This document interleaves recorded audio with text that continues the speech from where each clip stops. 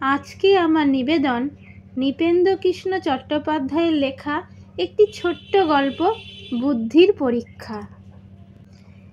এক বুড়োর দুই ছেলে ছিল। সারা জীবন ধরে খেটে বুড়ো অনেক টাকা কড়ি জমিয়েছিল।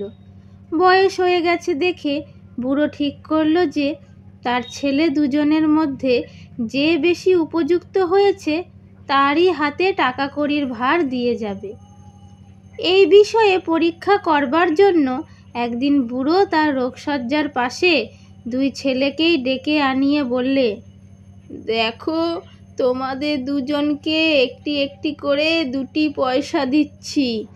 1 পয়সা দিয়ে তোমাদের এমন জিনিস কিনে আনতে হবে যাতে আমার এই ঘর ভরে যাবে। যে তা পারবে তাকেই আমার সমস্ত সম্পত্তির ভার দিয়ে যাব। একটি করে পয়সা নিয়ে দুই ভাই তো বাজারে বেরুলো। কিছুক্ষণ পরে অনেক ভেবেচিন্তে বড় ভাই 1 পয়সার খড় কিনে নিয়ে এসে ঘরে বিছোতে লাগলো। কিন্তু 1 পয়সার খড়ে সমস্ত ঘরটাকে ভরা গেল না।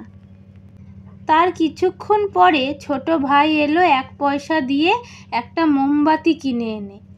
ঘরে এসে মোমবাতি জ্বালিয়ে দিতে তার আলোয় ভরে গেল সমস্ত ঘর। তখন বুড়ো সন্তুষ্ট হয়ে ছোট ছেলেকে বললে, তোমাকেই দিয়ে গেলাম আমার সমস্ত সম্পত্তির ভার।